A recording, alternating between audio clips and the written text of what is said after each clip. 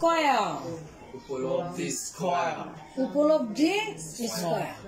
আমরা সহজেই বুঝতে চাই না, বিষয়টা এরকম না, বরং আমরা উপলব্ধি করতে চাই। কি করতে চাই? উপলব্ধি করতে চাই। তাহলে আমরা পড়ছিলাম টেন্স। টেন্স মানে হচ্ছে ক্রিয়ার কাল, আর পৃথিবীতে শুধু ভার্বেরই সময় বা কাল হয়। কাল হচ্ছে 3 প্রকার, প্রেজেন্ট, পাস্ট, ফিউচার, প্রত্যেকটি আবার 4 প্রকার, indefinite, continuous, perfect, perfect continuous. আমরা এগুলো জেনেছি। তো পাস্ট মানে কি? ভার্বের পাস্ট।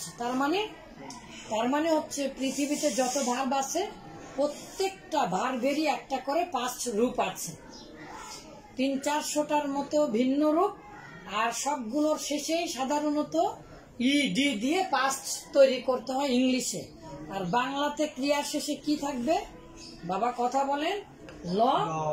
বাংলাতে ক্রিয়ার শেষে কি থাকবে? ল, ত বা ল থাকবে। ল দেখলে আমরা বুঝবো যে এটা অতীতকাল, করলো, খেলো, গেল, পড়লো। আর ফিউচার মানে কি? ভবিষ্যৎ কাল। বাংলাতে কি থাকবে? ব থাকবে। ল, ব ছাড়া বর্তমান। তাহলে করব, খাবো, যাব, দেখব, পড়ব, তাই না? এই ব। তাহলে ব সমান সমান কি বলেছিলাম? উইল। ব সমান সমান কি? উইল। উইল মানে কি? ব। উইল মানে কি? ব। পৃথিবীর সকল ভার্বের আগে উইল দিলে কি হয়ে যাবে? এটা ফিউচার হয়ে যাবে। এরপরে আমরা জানছিলাম যে পৃথিবীর সকল ভার্ব জন্মগত প্রেজেন্ট ইনডিফিনিট। জন্মগত কি? প্রেজেন্ট। পৃথিবীর সকল ভার্বের পাস্ট ফর্মই হচ্ছে জন্মগত পাস্ট ইনডিফিনিট। আর এই যে উইল প্লাস ভার্ব, এটা হচ্ছে ফিউচার ফর্ম। এটা হচ্ছে কি? Future form. তাহলে গঠনগত ভার্ব আমরা জেনেছি 3 প্রকার, প্রেজেন্ট, পাস্ট আর পাস্ট পার্টিসিপল। Past participle.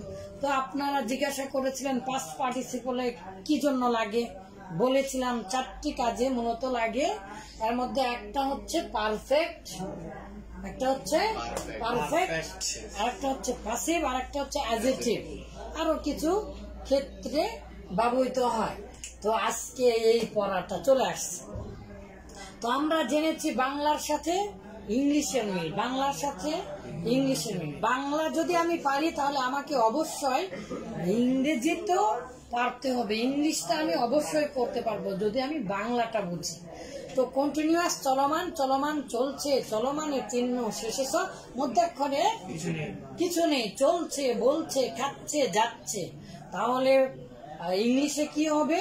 কি পড়েছেন? অবশ্যই কন্টিনিউয়াস হলে অবশ্যই ভার্বের সাথে দুটো কাজ করতে হবে। ভার্বের আগে সাহায্যকারী বি ভার্ব দিতেই হবে এবং ভার্বের শেষে আইএনজি যুক্ত করতে হবে। I am going, I am reading, আমি পড়াচ্ছি। আমরা এগুলো জেনেছি। আজকে কি হবে? তারপরে গতকালকে আমরা শিখিয়েছি ঘটমান। ঘটমান ঘটেছে, ঘটমানের চিহ্ন শেষে মধ্যাক্ষরে একার। ঘটেছে, বলেছে, পড়েছে, চলেছে, খেয়েছে, গিয়েছে, দেখেছে। হ্যাঁ, তো এগুলোতে আমরা দেখতে পাচ্ছি অতীতকালে কাজটা শুরু হলেও সেই কাজের ফলটা কি বিদ্যমান, খুঁজে খুঁজে পাওয়া যায় না। পরে আমরা দেখতে পেলাম যে খাওয়া, খেয়েছি মানে কি আগে খেয়েছে কিন্তু এখনো পেটের মধ্যে ফলটা কি আছে, বিদ্যমান আছে। ঠিক আছে, সে ফল আবার প্রেসার ক্রিয়েট করতে পারে। তো আজকে আমরা পারফেক্টের কি শিখবো, ইংলিশটা জানবো। বলেন, পারফেক্ট হলেই, পারফেক্ট হলেই ভার্বের আগে, ভার্বের আগে সাহায্যকারী, সাহায্যকারী হ্যাভ ভার্ব হবেই হবে, হবেই হবে। ভার্বের আগে, ভার্বের আগে সাহায্যকারী হ্যাভ ভার্ব হবেই হবে, সাহায্যকারী হ্যাভ ভার্ব হবেই হবে এবং ভার্বের পাস্ট পার্টিসিপল হবেই হবে। এবং ভার্বের পাস্ট পার্টিসিপল হবেই হবে। বাবা, আমি কি বলেছি প্রেজেন্ট পারফেক্ট, আমি কি বলেছি পাস্ট পারফেক্ট, আমি কি বলেছি ফিউচার পারফেক্ট। তার মানে আমি যদি এখন বলি প্রেজেন্ট পারফেক্ট, তাহলে হ্যাভ এর প্রেজেন্ট ফর্ম, তারপরে পাস্ট পার্টিসিপল। আমি যদি বলি পাস্ট পারফেক্ট, তাহলে হ্যাড, হ্যাভ পাস্ট মানে কি, কিসের পাস্ট? পৃথিবী উল্টে গেলেও ভার্বের পাস্ট, পাস্ট রূপ থাকতে হবে। তাহলে এই হ্যাভের পাস্ট ফর্ম হচ্ছে হ্যাড, তাহলে হ্যাড প্লাস ভার্বের পাস্ট পার্টিসিপল। বাস, আমি যদি এখন বলি ফিউচার পারফেক্ট, তাহলে ফিউচার পারফেক্ট হলে অবশ্যই কি করতে হবে? হ্যাভ ভার্বের আগে আবার উইল দিতে হবে। উইল ছাড়া কোনোদিন, দেখেছেন আপনি কোনোদিন মুখস্থ করেনি, পড়াচ্ছেন না, আমি কি বই দেখিয়ে পড়াচ্ছি আপনাদেরকে? আপনারা নিজেরাই যেন তৈরি করতে পারেন। আপনারা কি বই দেখে পড়ছেন বাবা? হ্যাঁ, কথা বলেন। জি না। তাহলে আপনারা নিজেরাই তৈরি করতে পারবেন। তাহলে কি করতে হবে? কন্টিনিউয়াস হলে দুটা কাজ করেছি, ভার্বের আগে বি দিয়েছি, ভার্বের সাথে আইএনজি যুক্ত করেছি। আর আমরা আগে থেকেই জেনে আসছিলাম যে পাস্ট পার্টিসিপলের জন্মই হয়েছে মূলত পারফেক্টের জন্য। তাহলে ভার্বের আগে সাহায্যকারী হ্যাভ ভার্ব দিব, আর ভার্বের কি রূপ করব?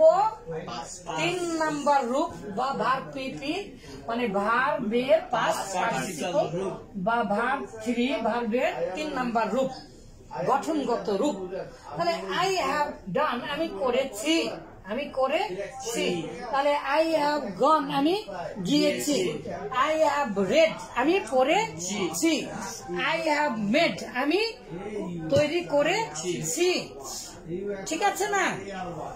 তো এই যে দেখেন, আই হ্যাভ গিভেন, গিভেন আমরা এগুলো মুখস্থ করছিলাম। আই হ্যাভ মেট, আমি সাক্ষাৎ করেছি। ঠিক আছে না? আমরা আস্তে আস্তে যে 300টা যে আরবি ইংলিশে একসাথে আপনাদেরকে যে ইয়েটা দিয়েছি, তো আমি জয় করেছি। তাহলে আই হ্যাভ ওয়ান, আমি জয় করেছি, আমি বসেছি, আমি খেয়েছি, আমি দেখেছি, যে আমি কট, আমি লার্ন, আমি টট, আমি শিক্ষা দিয়েছি। I thought, I have thought, আমি চিন্তা করেছি। আই হ্যাভ বট, আমি ক্রয় করেছি। আই হ্যাভ ব্রট, আমি এনেছি, আমি এনেছি। আই হ্যাভ ফট, আমি যুদ্ধ করেছি। আই হ্যাভ বিল্ট, আমি নির্মাণ করেছি, তাই না? আই হ্যাভ ফেল্ট, আমি অনুভব করেছি। ঠিক আছে? এইরকম ভাবে আমরা এখন পড়বো ইনশাআল্লাহ। তাহলে আমরা কি জেনেছি?